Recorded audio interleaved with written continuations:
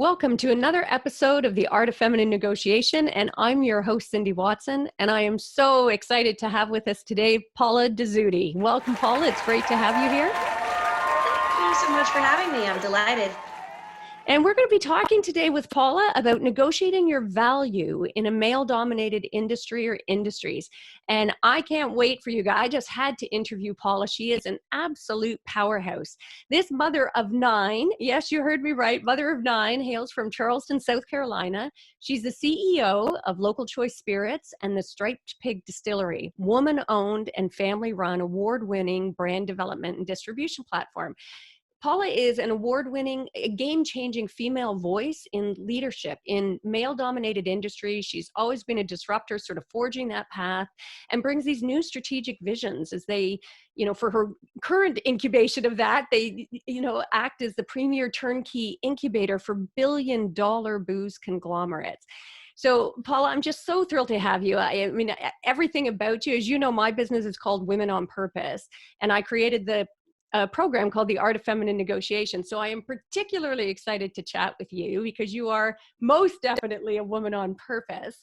And I'm really interested to sort of pick your brain and get your beliefs about, negotiating in a male-dominated industry. But before we do that, I'd love to start with the purpose piece as well, because one of the things that led me to start this mission was a belief that as women, so many of us do what's expected in life. We have that martyr syndrome. And we end up not really living into our purpose or the full, come to life with pursuing our passion. And I suspect that's a core belief of yours. So I'd love to hear your thoughts on that.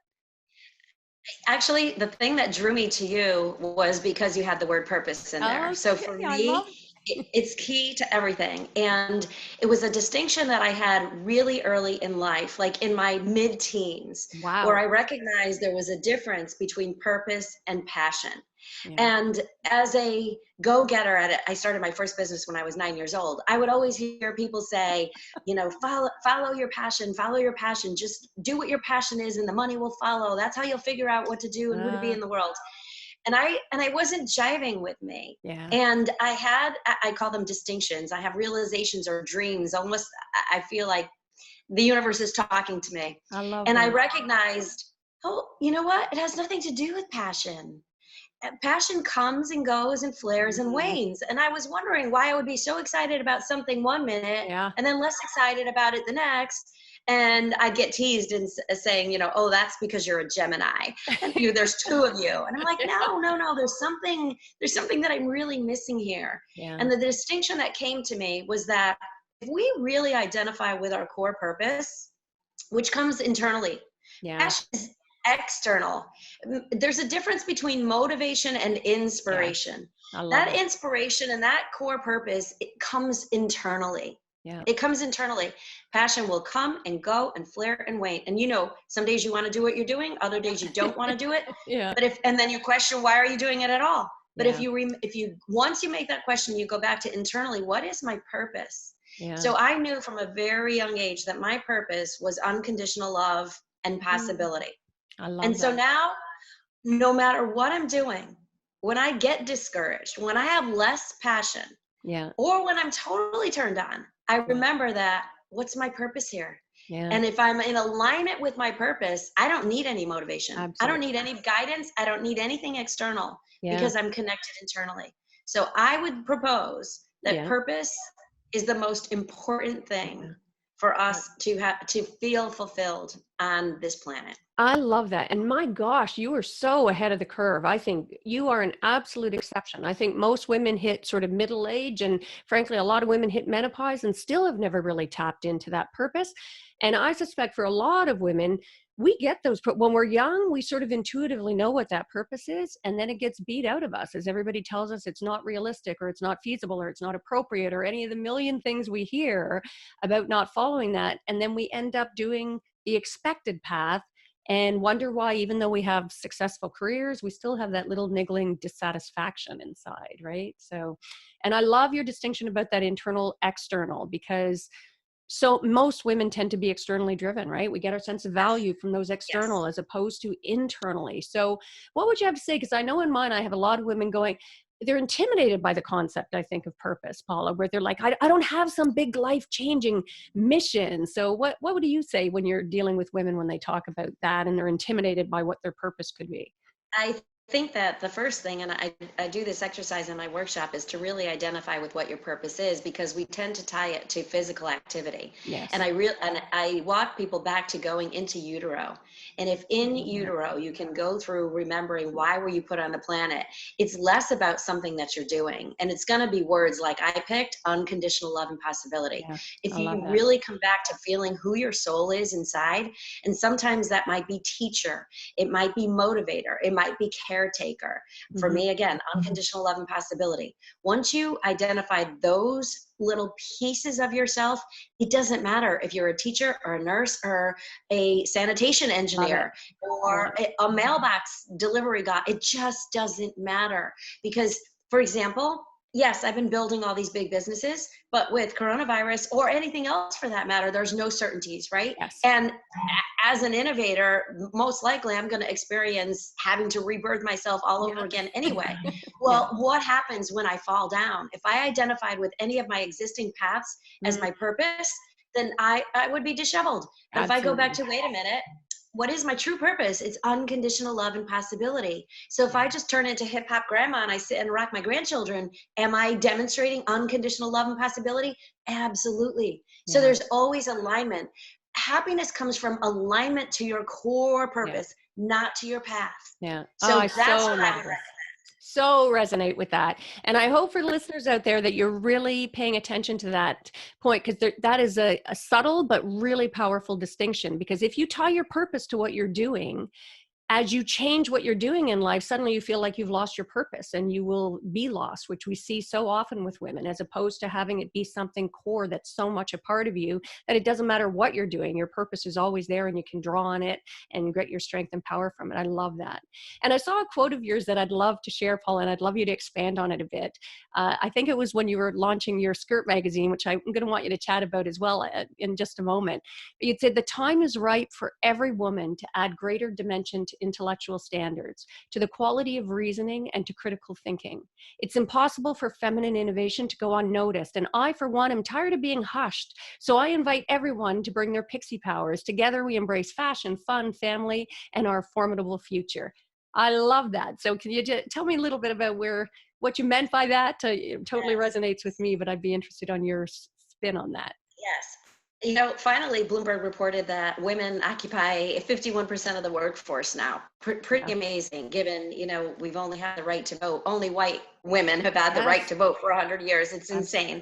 And because I was in so many male-dominated industries from such a young age, I came originally from Connecticut, the Northeast. And then when I moved to the South, it was very challenging for me to sit in board of directors meetings with typically, and this is just typical of where I showed up at the time because I was a go-getter, board of directors that were older males.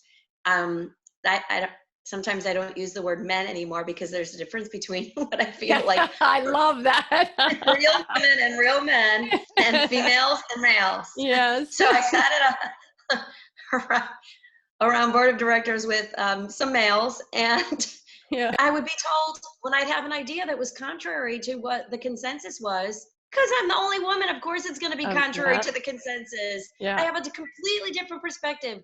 I would be told, hush. Yes. Hush. I got tired of being told hush. I was always told hush. I was always asking permission, always walking on eggshells so that I could share a viewpoint that I know was cool, necessary, but also would take our companies to more successful realms. So that's what I mean by that. I'm tired of being hushed. The world needs our perspective. And finally, but 51%, we could lose that like this. So it still doesn't account for changes in the workplace, because so much of our inner dialogue as women is to still make sure that we're asking permission or we're not upsetting the status quo. Yeah, absolutely. Even when we know through our total beingness what's right or wrong or what's going to work or not. Yeah.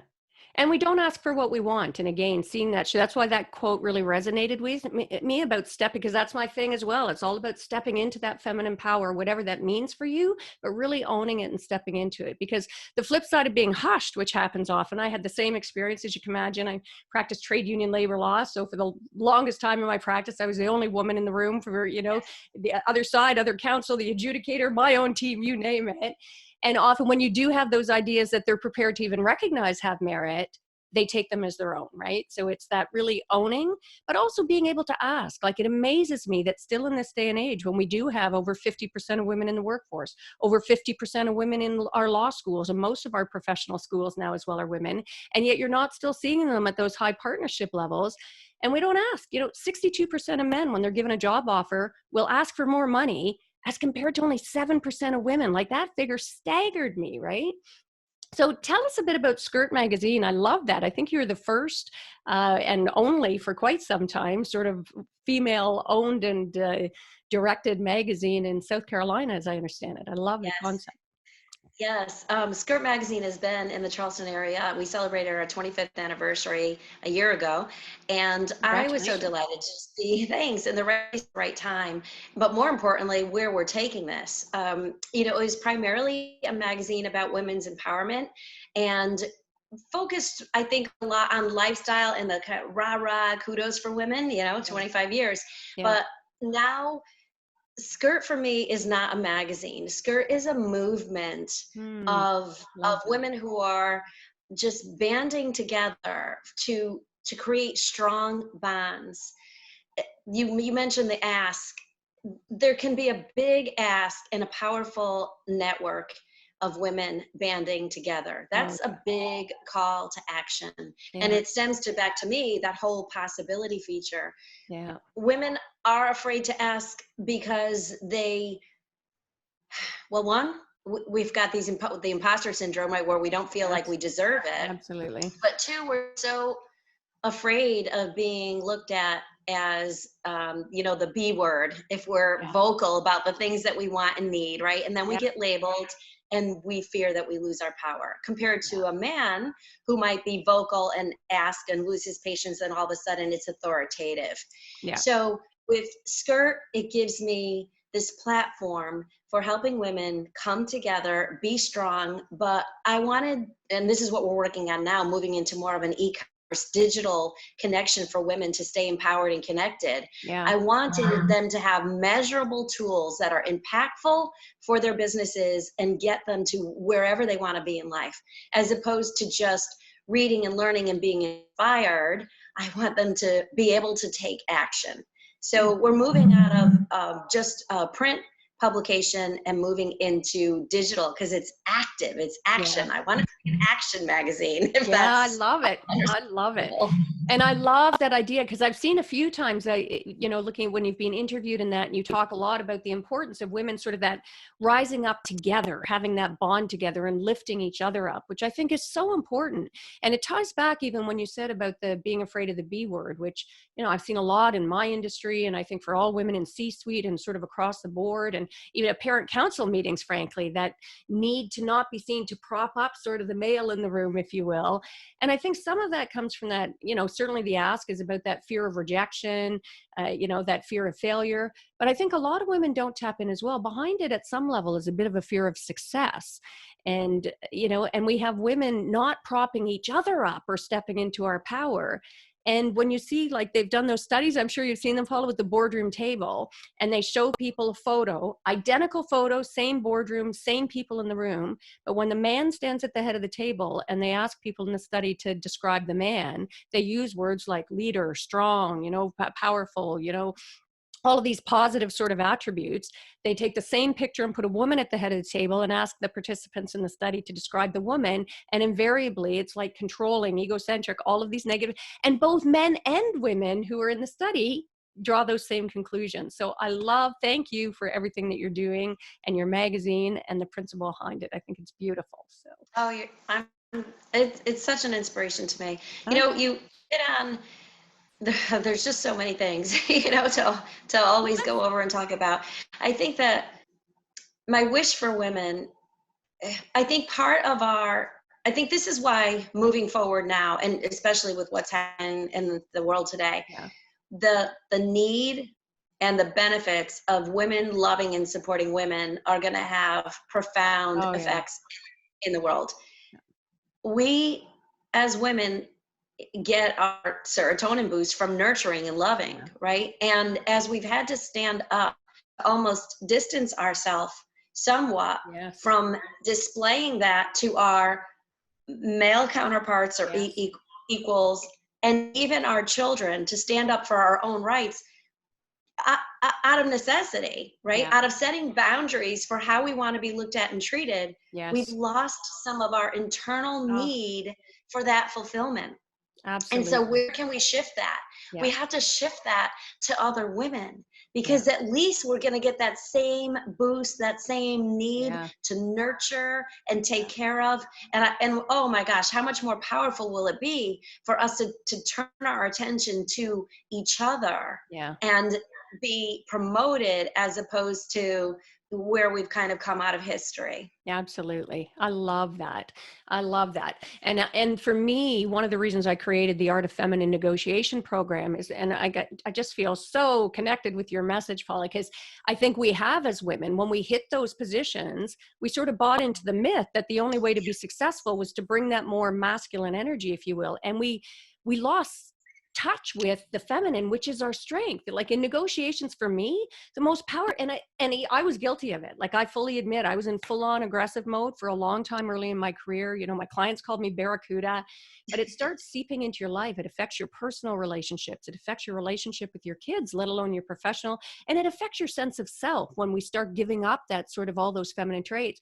So I finally had my epiphany moment and looked back, and I thought, you know what? If you look at the key skills that really make a mark the most effective negotiator, and I'll be interested in your perspective on this, it's rapport building, empathy, flexibility, intuition, building trust, building relationship, all of those things that people would consider to be intuitively feminine traits, not masculine, right? And yet everybody thinks that negotiation is all about the bark and the bite. Well, assertiveness is only one element of negotiating, and assertive does not equal aggressive. So this is a beautiful segue to get into.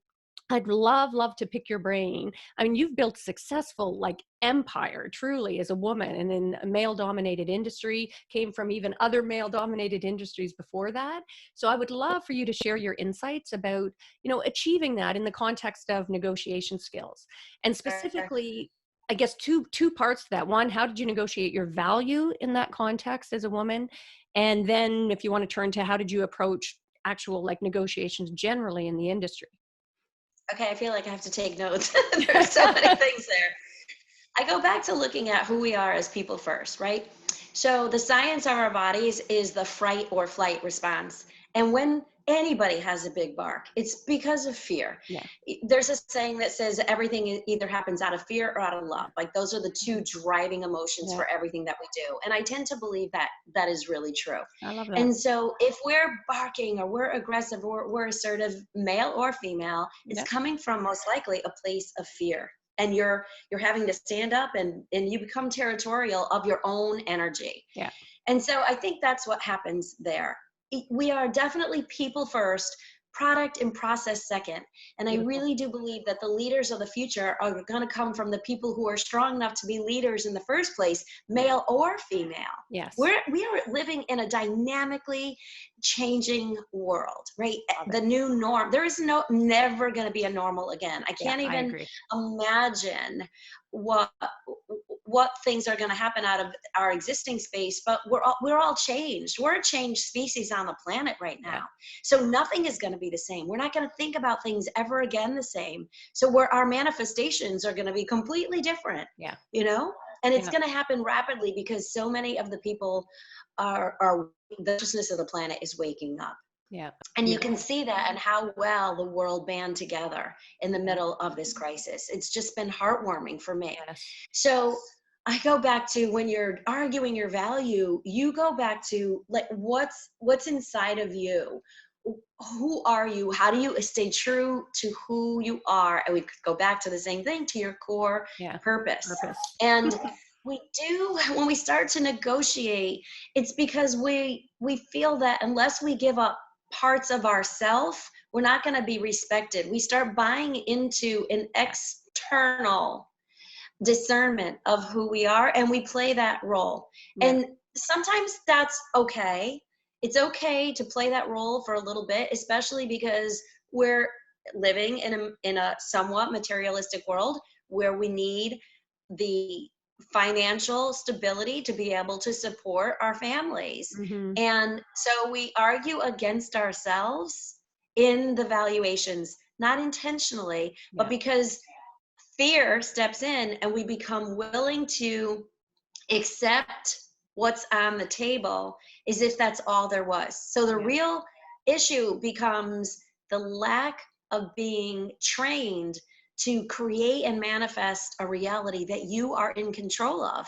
And you were in control of it anyway. Yeah. So you just start to, you lose that sense of self. And again, you move from the internal to the external, and you start thinking that something outside of you defines what you should, in the case of money, for example, be quantified for in getting paid for a job, you know?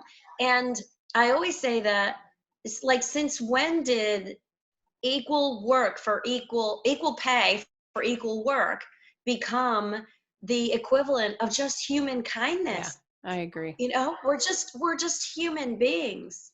Yeah. So what I have done in my career, to answer the second part of the question, what I have done is I build my business and my concepts as far as I can independently, because I don't want to argue the value of my contribution on a balance sheet. So I will tend to take a business and build it, whether it's through personal resources, friends and family money, all of the small loans that might be available to women in business, to build it as far as I can before I go out for an actual real capital raise. Mm-hmm. And that way there, I'm not arguing my value. I'm not arguing my potential. I have a history behind me, and you can leverage bringing in that history of all the other successes that you've had if you continue to build and operate this way. So I never want to argue my value, especially typically the people that I'm in the middle of an ask for has traditionally been male. You know, I was on Wall Street in the early 80s. Moving all the way forward, it was always men. Now I love that there's so many female angel investors and females that have been successful CEOs, and they've inherited or they've developed and earned a wealthy mass in our cultures, and they're giving back. Yeah. So, but even with women, you want to come in with your strongest game. So build your valuation on your balance sheet as high as you can, so you don't have to argue. Yeah.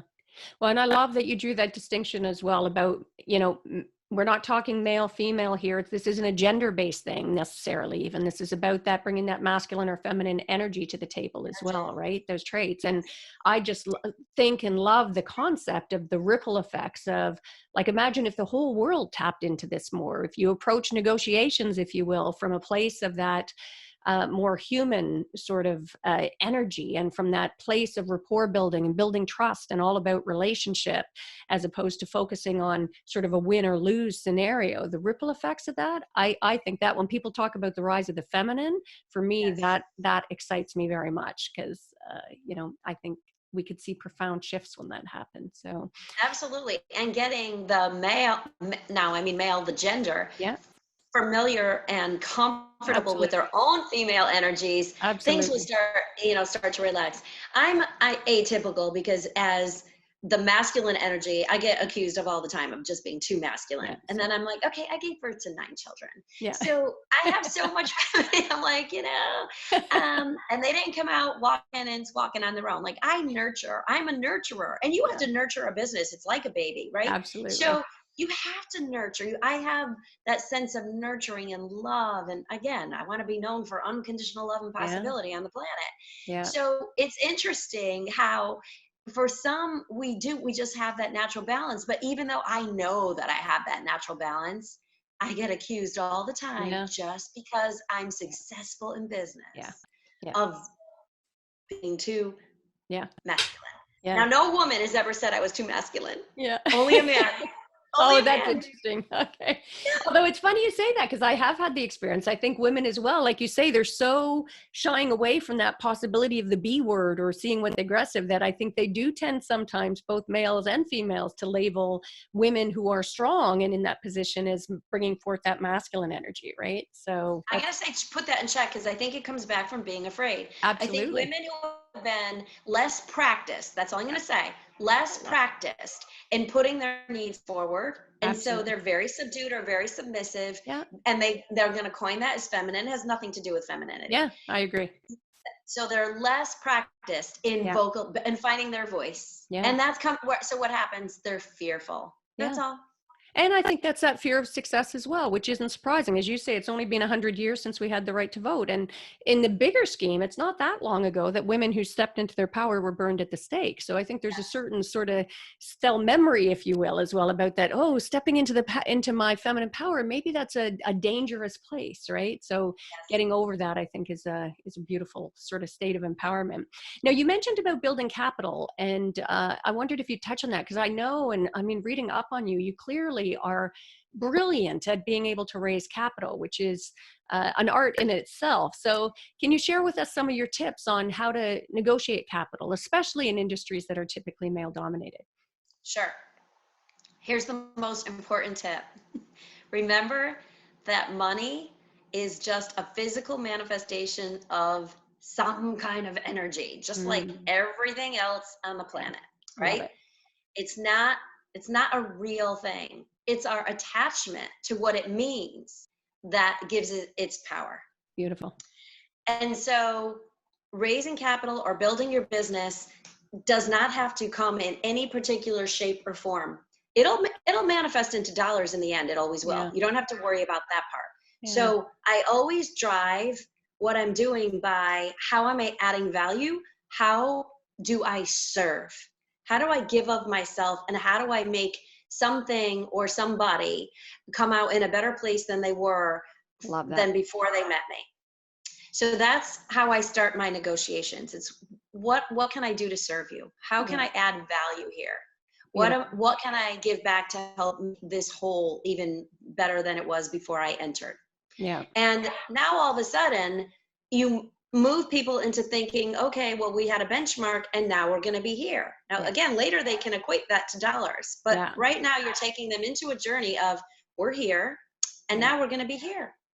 Beautiful. Okay. So you're already setting those benchmarks. Yeah. And then I say, think about absolutely creative ways that you can add that value without monetary compensation in the beginning. And can you step in and renegotiate how operations are being run, for example, in an organization, so that there are savings and those savings are put back into the bottom line of the company. Nice. And now all of a sudden you have additional cash flow. Okay, that's measurable too.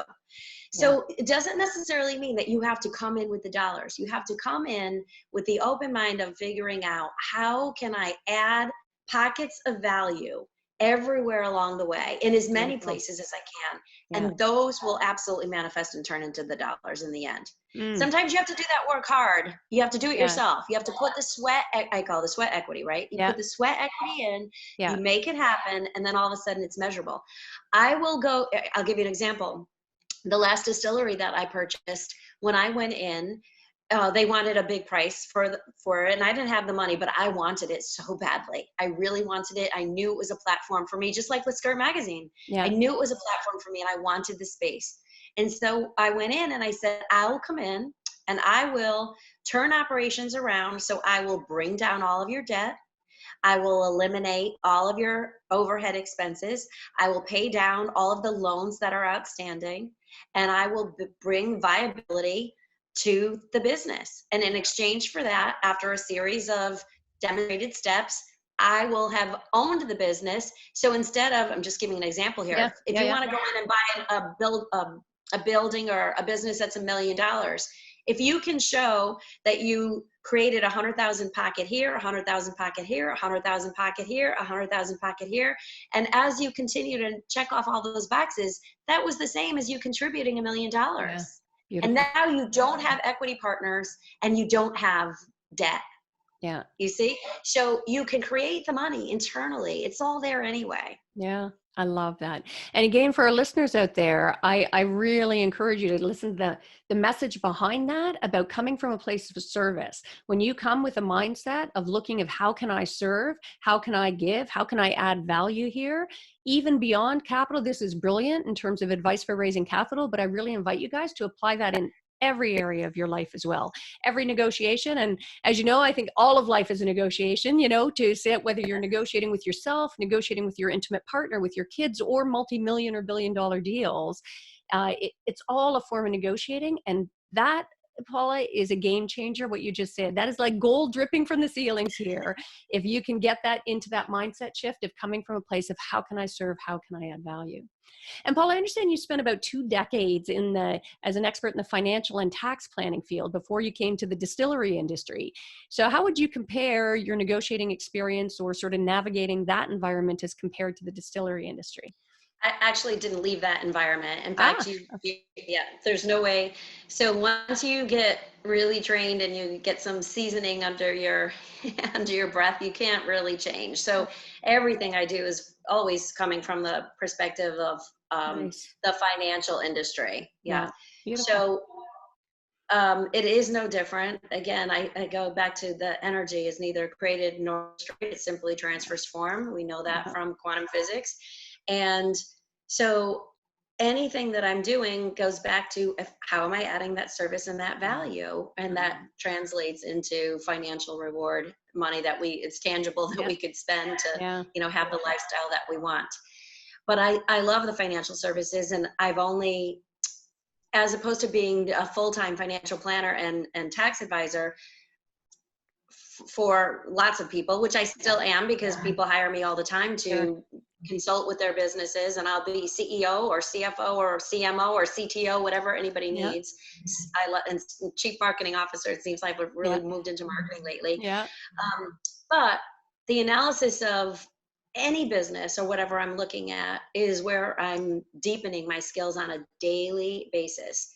And I have broadened my business acumen over acquiring new businesses in the last decade because I'm seeing different types of businesses. I used to see them in financial planning and tax practice because I was analyzing other people's businesses and I got a lot of experience and I could look and say, oh, look at all these different perspectives. But now actually doing them myself completely for the past decade at least, what a big difference. So I sit on all these in these boardrooms at these tables negotiating how capital is going to be brought in, renegotiating those capital when things go right, wrong, or indifferent in a business model.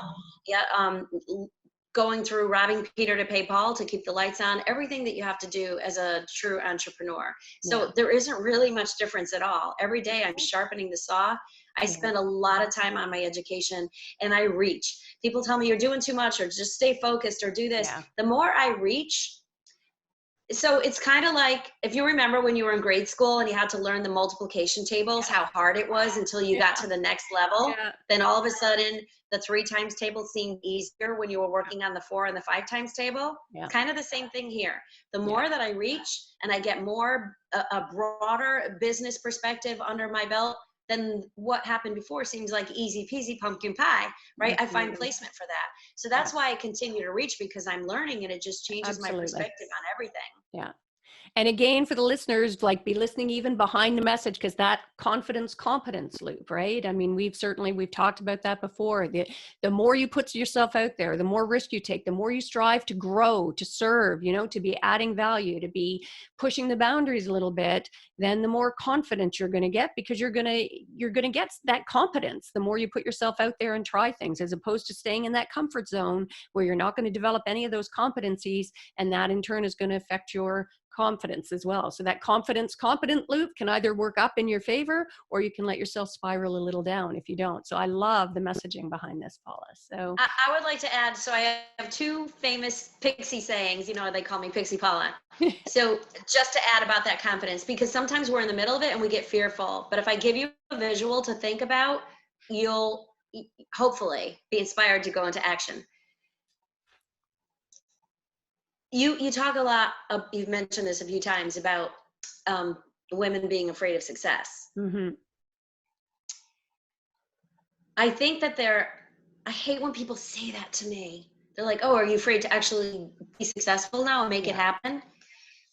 And it annoys me because I know I'm not afraid of success because I keep reaching. Yeah. But I wonder sometimes what happens to me of why I'm working so hard at being successful instead of just claiming it. Yeah. I feel we were trained to think that if we don't, not that we don't deserve it, but that it'll be taken away from us if we don't work really, really hard at it. Yeah. So I think I just tend to overwork things instead of just claiming it. If I like work and labor it for a little while longer, I'll have, really seasoned that soil. So I'm on safe ground. Yeah. But what I remind myself, and I would share with your listeners, is that still comes back to fear or love. And if you love yourself enough to give yourself these gifts, then challenge the fear piece of this and go to the visual that if you are completely laying down flat on your face, would you be afraid to try and get up? Yeah. I love it. Now I'm asking you this too. Would you be afraid of getting up? No, I use this analogy. I love it. I mean, yeah. Okay, so if you would not be afraid of getting up, then who cares about falling? Exactly. It's like falling becomes irrelevant. If you're not afraid to get up, falling is irrelevant. Okay, so go for it. Like, don't be afraid of the fall. If you already know that once you're down there, you're not afraid to get up. Yeah, I love that. The second thing, and you have to draw that perspective every time you have this little fear thing going on. Imagine yourself flat on the ground and then going, okay, what would I do? And you can feel yourself getting up. Okay, great, no big deal. The other thing is, and this is one of my my trademark sayings, and I'm actually doing a book on this right now called "Keep in Motion While the Emotion Catches Up." Oh, nice! I like that. We have so many emotions as a species, but as women, we have so many. We're capable of identifying so many emotions. Yeah. And sometimes because we have a lot of labels, we get confused. Yeah. It doesn't matter. Just keep in motion. Yeah. There's you've probably heard this where people say, oh, don't make any decisions when you're in heated emotion. Yeah. It's a bad time to make decisions when you're all emotional. And I'm like, no. It's the best time to make decisions. Yeah. When you make decisions in the middle of heated emotion, you are more likely to achieve success. So in the middle of your crazy emotion, pick a path and keep moving. Keep in motion and allow the emotion to catch up. It'll find its way because sooner or later you'll be able to label it. It's happening. Irrespectively of you labeling it or not, it's happening. So don't worry about labeling it right now. Just keep in motion. The emotion will catch up. I love that. That's beautiful. And I'd also point out, I think there's a difference too, like when people negotiate, I think they say like, don't negotiate, don't get emotional when you negotiate. And women are so often accused of that. And I think there's a difference between being emotional and bringing emotion to the table, knowing your emotions, tapping in on your emotions, recognizing your emotions, drawing on those strong emotions as those deep whys to help motivate you forward as well. So I love that.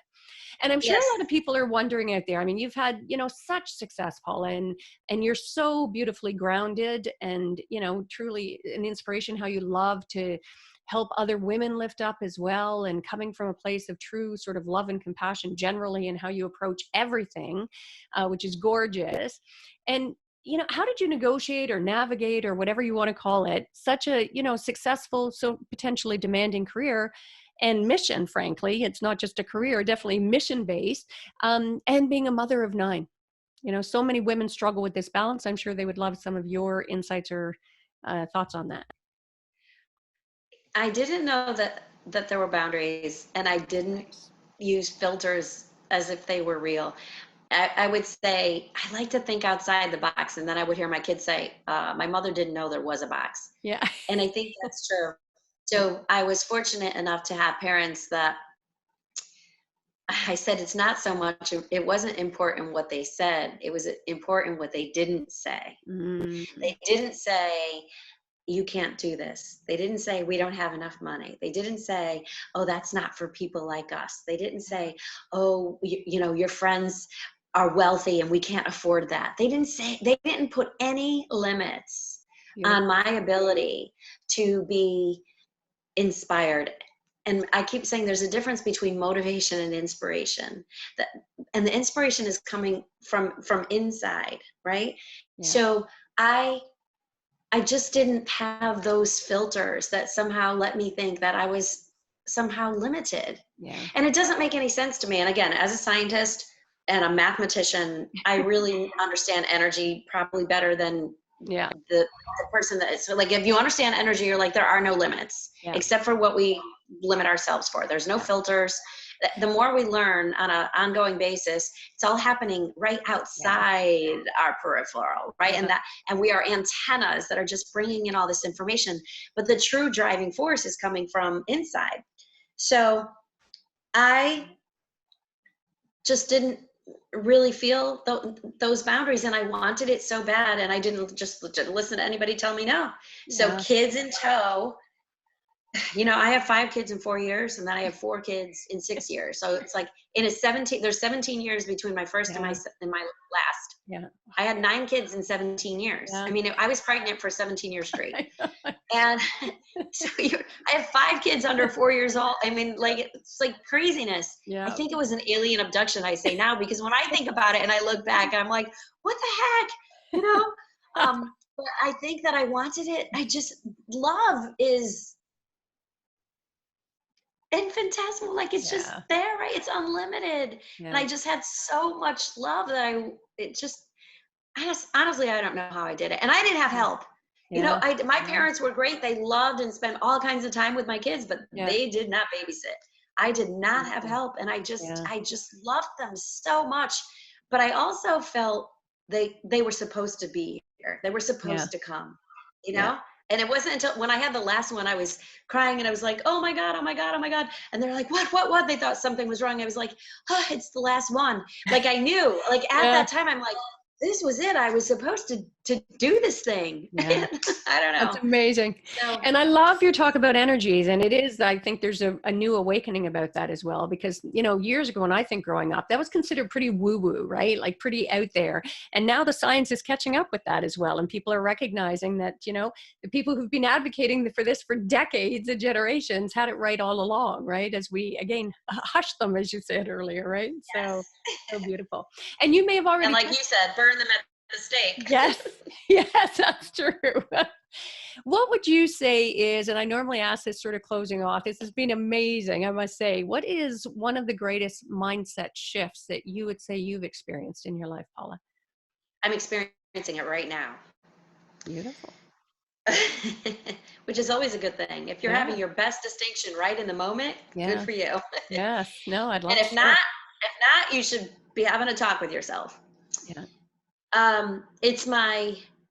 People have, again, we look at the powerful phrases of let go of your past, don't be attached to your past, think about your future.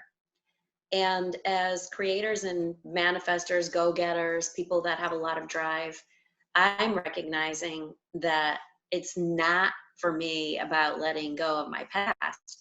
It's about letting go of my future. Mm-hmm. I am so well disciplined that I'm always trying to think about what's the future that I'm manifesting next. And I realized later in my years here that attachment to a future, the way that I visualized it, has given me great success. But I also could have possibly limited what I manifested, because I became so attached to a particular future that I made that happen. Yeah. And now I'm thinking, well, wait a minute. What if I had been more open, or reached even higher, or reached in a different direction? What more could I have brought to reality?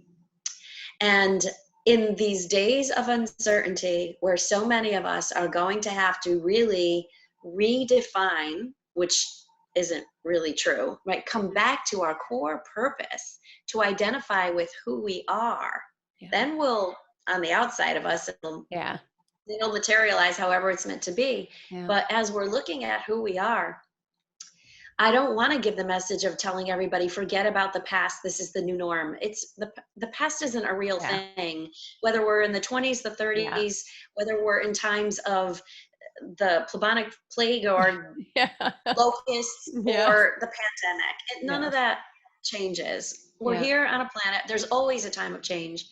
So my big aha distinction right now this year has been, don't be attached to my future. I found that I was out of alignment and starting to feel sad because I wasn't going to have the future that I envisioned. And I said, well, that's crazy. The future hasn't even happened yet. And I would imagine that so many people are feeling saddened that their dreams have been taken away from them, or where they thought they were going to be. And now it's all crumbling and falling apart. So I'm saying, don't be attached. Forget about the past. Don't be attached to your future. Don't be attached to the future you had defined.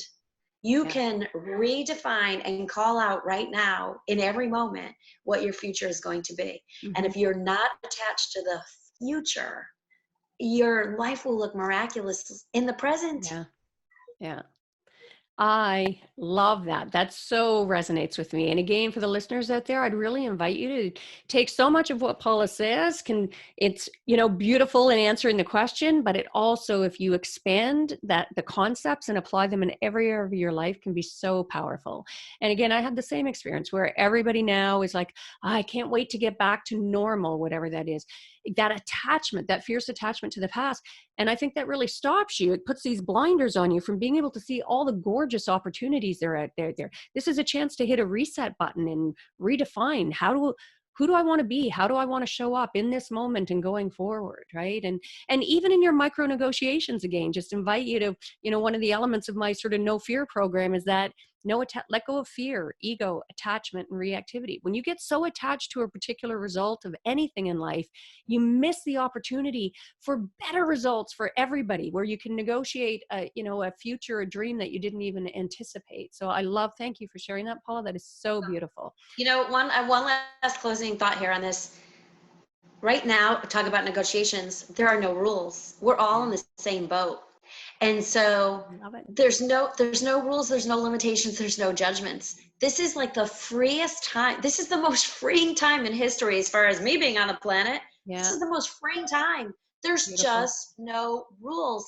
And everybody in the same boat. It's kind of a beautiful thing. Yeah, that is a gorgeous observation. Gorgeous. I love that. Super powerful. No rules and negotiate. You should get t-shirts done up. That actually could go viral. I think that is super powerful. So thank you again, Paula, for joining us. This has been fantastic. It has been an absolute pleasure. I wish we had an hour more. I'll have to have you back sometime to do follow-up. So thank you. And for those of you out there as well who want to learn more about Paula, you can check her out. Obviously, just Google, but check out on Instagram or Facebook as well. Both on Instagram and Facebook, you can find Paula at Local Choice Spirits, or you can check her out at Stripe Dog Distilleries, or at Skirt Charleston, or Pixie Paula Official. And I'm sure you all got loads of value from this episode. And again, I'll make sure to put those contact in our show notes as well, so you can make sure to track down Paula and follow her and check out her mission with Skirt as well. And if you did get value from this, make sure, if you haven't already done so, to subscribe and share this episode with anyone that you think could get some value from this message. And let's face it, who couldn't? There were so many golden nuggets in here that can really be life changers for you if you take them and embrace them at your core and apply them. So, and also for free resources about how to negotiate your best life, don't forget to check out our webpage at www.womenonpurpose.ca. There's blog posts there, including blog posts on any number of the aspects of negotiating your best life. And if you haven't yet, make sure to join our Women on Purpose community at facebook.com/groups/Women on Purpose community. And that's a wrap for this episode. So until next time, go forth and negotiate your best life on your terms, so you can stop missing out and start getting more of what you want and deserve, from the boardroom to the bedroom. Until next time.